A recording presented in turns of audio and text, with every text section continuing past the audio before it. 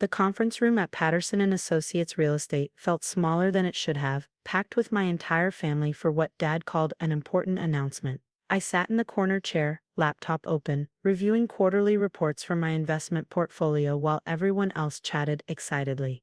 "Thank you all for coming," Dad began, standing at the head of the mahogany table. At 62, Richard Morrison still commanded attention, silver hair perfectly styled, custom suit pressed sharp. "I've made a decision about the Snow Ridge Mountain Lodge." My brother Tyler leaned forward immediately, that familiar hungry look in his eyes. At 34, 2 years older than me, he'd spent his life collecting Dad's approval like trophies. Mom touched Dad's arm supportively, her diamond bracelet catching the afternoon light. After careful consideration, Dad continued, glancing around the room at my sister Jennifer, her husband Mark, and Uncle Paul. "I've decided Tyler should have the lodge. He's earned it with his dedication to the family business." The room erupted in congratulations. Jennifer hugged Tyler. Uncle Paul clapped him on the back. Mom actually had tears in her eyes. "The property's been in our family for 30 years, Dad said, his voice thick with emotion. "Your grandfather built that lodge with his own hands. Tyler's the right person to carry on that legacy." I kept my eyes on my laptop screen, watching a notification flash. The Silver Peak Holdings acquisition had cleared another regulatory hurdle. Right on schedule. "Sarah?" Dad's voice cut through my concentration. "You're being very quiet." I looked up, meeting his gaze. "It's a beautiful property. Congratulations, Tyler." My brother's smile had that edge I'd seen since childhood, the one that said he'd won again. "Thanks, sis. I know you probably wanted it, but Dad's right. I've actually put in the work. I understand what it takes to run a serious operation." "The showing's scheduled for Friday," Dad added. "Tyler, you should bring your business plan. The real estate agent wants to expedite the transfer." "Already done," Tyler announced, pulling out his phone. "I've got contractors lined up, a renovation timeline, and I've been talking to investors about expanding the operation. We're looking at a grand opening by December, peak ski season." Mark whistled appreciatively. "That's ambitious.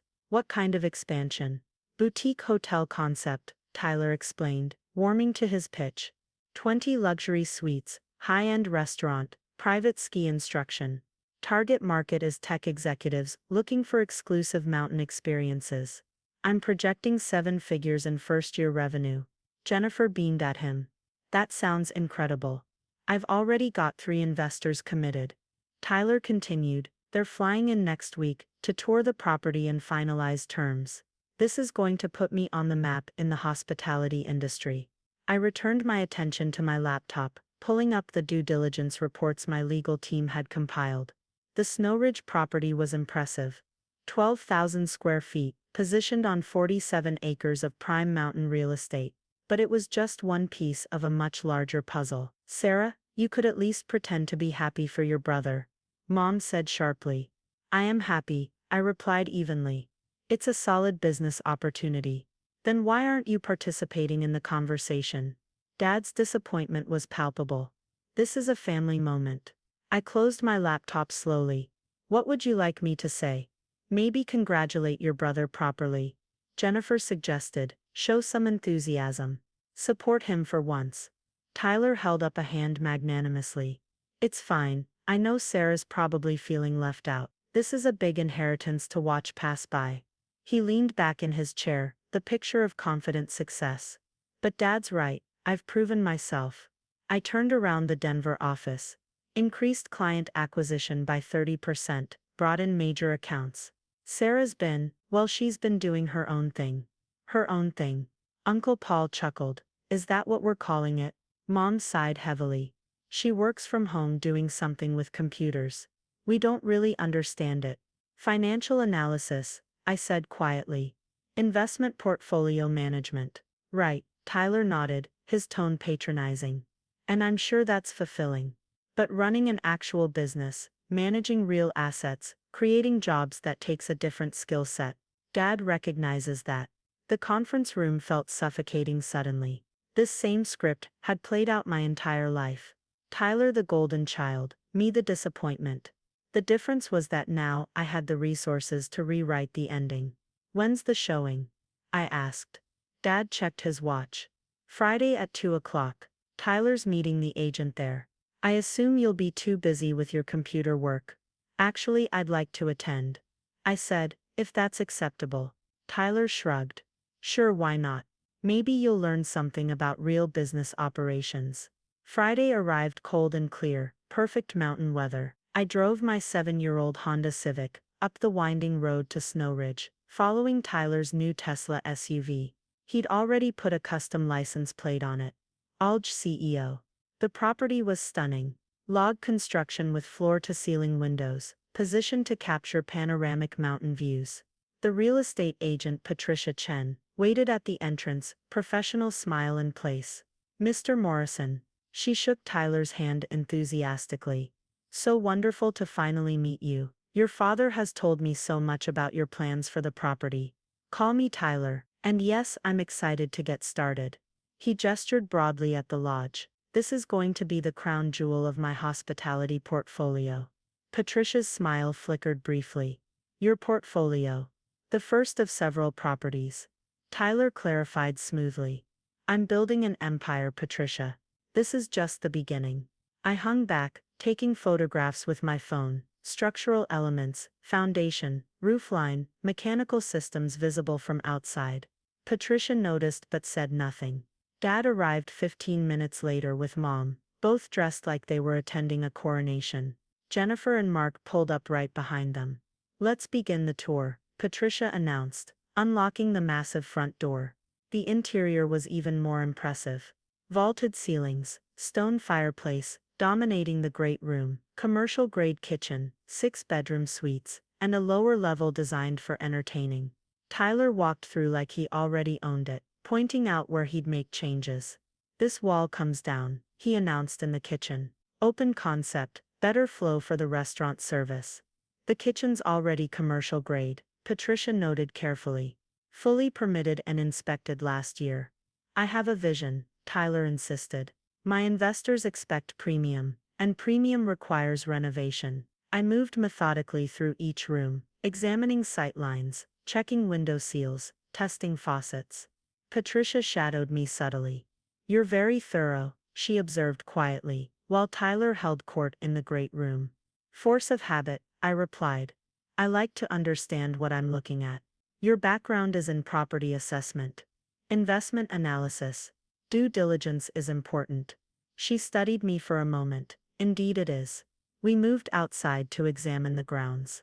47 acres of pristine mountain landscape, including creek access, hiking trails, and a cleared area perfect for additional structures. Tyler was already planning. Guest cabins here, he pointed. Maybe 8 units, each with hot tubs and private decks. The investors love the idea of a compound concept. Dad nodded approvingly. Thinking big, that's my son. I walked the property boundaries, taking elevation notes, checking access roads, examining the infrastructure. The water system was gravity-fed from mountain springs, expensive to maintain, but incredibly pure. The power lines were buried, preventing ice damage. Whoever had managed this property understood mountain construction. Sarah, what are you doing? Jennifer called out. You look like you're surveying for oil. Just interested in the infrastructure. I said. Tyler laughed. Always the numbers person. Can't just appreciate beauty, can you? Everything's a spreadsheet. I pulled out my tablet, reviewing the geological survey my team had commissioned 3 months ago. The soil stability was excellent. The southern exposure meant natural warming and snow management. The location was positioned perfectly between 2 major ski resorts, capturing traffic from both. Patricia checked her watch nervously. Mr. Morrison, Tyler, we should discuss timing. Your father mentioned you wanted to expedite the transfer. Absolutely, Tyler confirmed. I've got investors arriving Monday. I need to show them I've got control of the asset. About that, Patricia began carefully. There have been some developments with the property since we last spoke. Dad frowned. What kind of developments? Perhaps we should discuss this inside, Patricia suggested, her professional demeanor showing cracks. We reassembled in the great room. Tyler remained standing, alpha posture radiating confidence. I sat on the stone hearth, tablet balanced on my knees. The property's status has changed, Patricia said slowly. As of Wednesday evening, Snow Ridge Lodge entered into a purchase agreement. The room went silent. That's impossible, Dad said flatly. We have an agreement, a family arrangement. I understand, Mr. Morrison, but this was never a formal listing. The property had remained in your family trust, which required liquidation to satisfy estate obligations. The trust was open to offers. Tyler's face flushed red. You're saying someone bought my lodge? It's not technically your lodge, Patricia corrected gently. The trust accepted an all-cash offer significantly above market value. The sale closed Thursday at noon. This is unacceptable. Tyler's voice rose. I have investors flying in. I've made commitments. Mom looked stricken. Richard, do something. Dad's authority voice came out. Patricia, I don't know what kind of game you're playing, but my son was promised this property. We have a verbal agreement. I'm very sorry, Patricia said, and she sounded genuine. But the trust fiduciary had a legal obligation to accept the highest offer. The buyer purchased, not just the lodge, but the entire Snow Ridge Holdings portfolio. I looked up from my tablet. Snow Ridge Holdings owns more than just this property. Patricia turned to me, and something shifted in her expression. Yes, the lodge was the flagship, but the portfolio includes 16 additional mountain properties, ski rental facilities, equipment shops, 2 restaurants, a hotel, and several commercial buildings in town. Tyler's face went from red to pale. 16 properties, 17 total, Patricia confirmed. The buyer acquired everything for $47 million cash. The transaction was remarkably efficient. Jennifer grabbed Mark's arm. Dad, who would have that kind of money? And why weren't we informed? Uncle Paul demanded. The trust operates independently. Patricia explained. Your father was a beneficiary, not a trustee. When the buyer's attorneys approached with an offer, the trustees had 48 hours to respond. They accepted Wednesday evening. I stood slowly, brushing dust from my jeans. Did the buyer indicate their plans for the properties? Patricia met my eyes directly.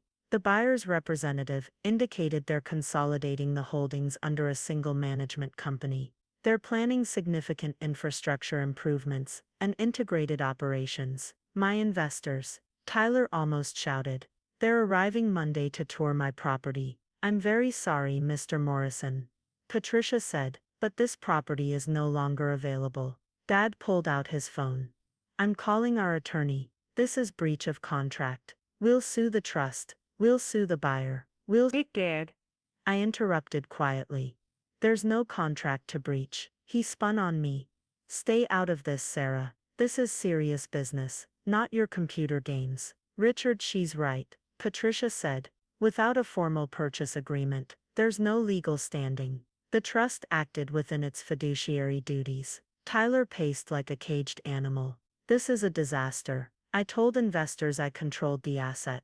I sold them on my vision. They're putting up $3 million in development capital. Perhaps you should have secured the property before making those commitments. I suggested. You don't understand business. Tyler exploded. This is how deals work. You build momentum. You create excitement. You move fast. You move fast with contracts signed. I replied evenly. Otherwise you're just talking. Easy for you to say. Jennifer snapped. You've never built anything real. You've never had investors depending on you. Mom dabbed at her eyes with a tissue. Our family legacy just gone. 30 years of memories. Who bought it? Dad demanded, turning back to Patricia. Give me a name. I want to know who stole my son's future. Patricia hesitated, glancing at me again. The purchase was made through a holding company. Silver Peak Mountain Holdings, LLC. The principal's identity is confidential. Silver Peak. Uncle Paul frowned. Never heard of them. I returned my attention to my tablet, pulling up the corporate structure documents my attorneys had filed. Everything was in order. The 17 properties were now consolidated under a single entity. Management team hired. Renovation schedules approved. Tyler's phone rang. He looked at the screen, and his face went even paler. It's Doug, the lead investor. He stepped away to answer, his voice tight. Hey Doug, thanks for calling back. The conversation was brief and brutal. We could hear Doug's voice through the speaker, angry and sharp. Tyler's shoulders slumped with each word. I understand. Yes, I know. I thought, no, you're right. I apologize. He ended the call and stood there, phone hanging limp in his hand. They're pulling out, all three investors. Doug said I'm unprofessional, that I wasted their time, that I promised an asset I didn't control. Tyler's mom started. My reputation is destroyed, he continued, voice hollow. Doug's connected to every major hospitality investor in the region. He's going to tell everyone I'm unreliable. Dad's face was granite. We'll fix this. We'll find the buyer. We'll make an offer they can't refuse. With what money? Uncle Paul asked practically. The trust is liquidated. That was the whole point. Estate taxes required the sale. The room fell into miserable silence. I stood slipping my tablet into my bag. Sarah, where are you going? Mom asked. I have a meeting, I said simply. A meeting? Tyler's laugh was bitter. Of course, run away like always. Leave when things get hard. I paused at the door. Actually, my meeting is here. The property management team is arriving in 20 minutes to conduct their initial assessment. Everyone stared at me. Patricia cleared her throat. Miss Morrison, perhaps you'd like to explain. I turned back to face my family. Silver Peak Mountain Holdings is my company. I purchased the Snow Ridge portfolio Wednesday evening for $47 million cash. The transaction closed Thursday at noon, and I took possession this morning at 9. The silence was absolute.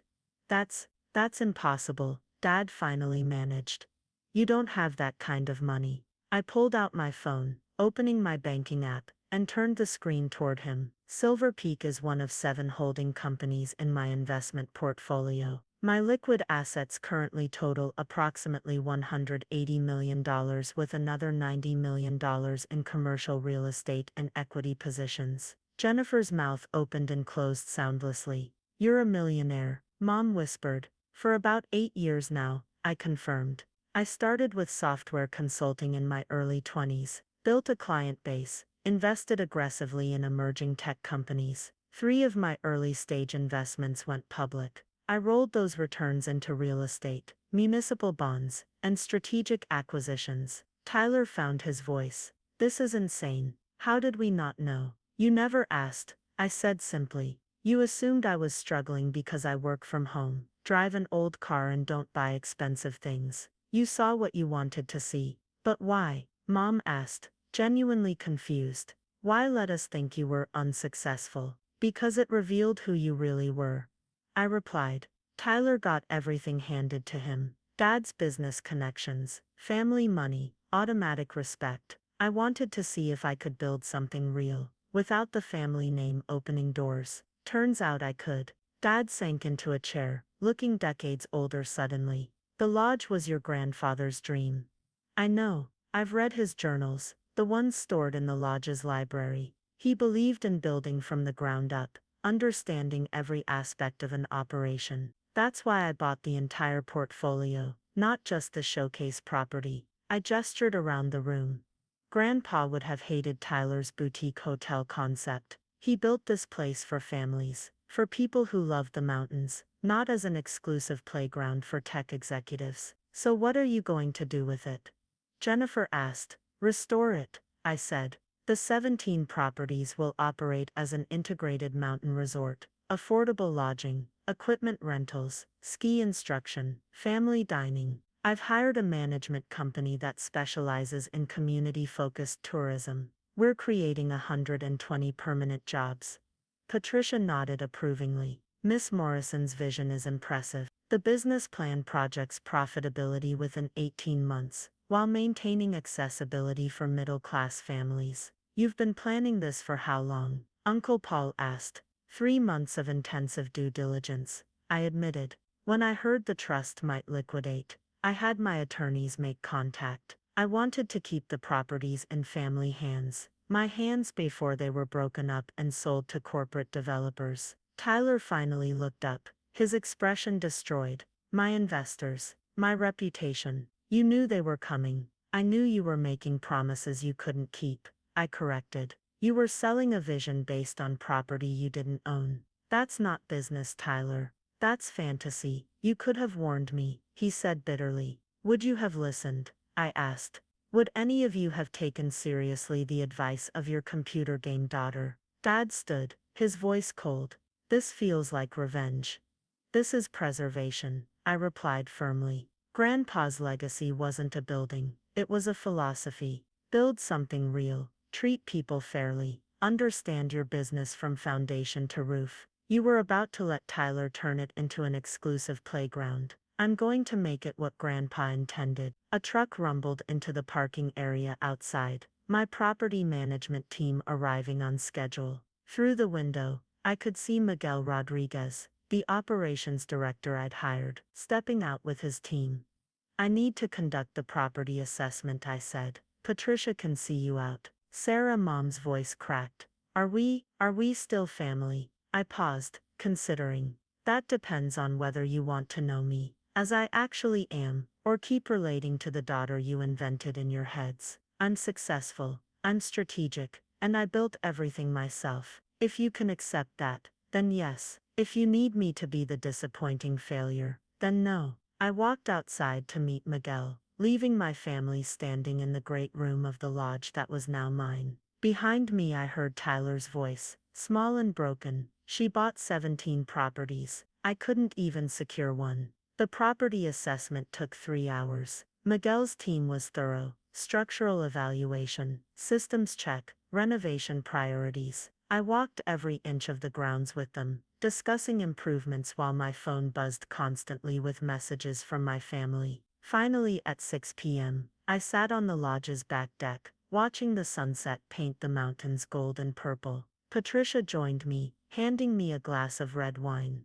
That was quite a revelation, she said. It needed to happen. Your brother's career may be damaged. His ego needed to be damaged, I replied. Maybe he'll learn something. Patricia sipped her wine. For what it's worth, I think your grandfather would be proud.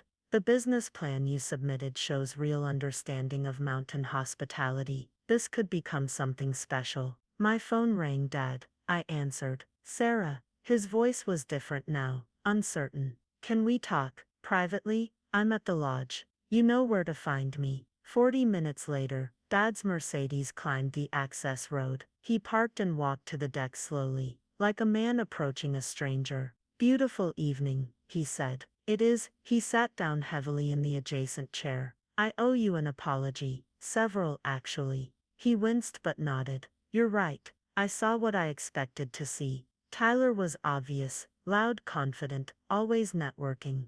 You were quiet, private. I assumed that meant unsuccessful. You assumed I needed rescuing, I corrected. That I was failing because I wasn't doing things your way. Yes, he admitted. And I was completely wrong. We sat in silence, watching darkness creep across the mountains. Your grandfather, Dad finally said, he would have done exactly what you did.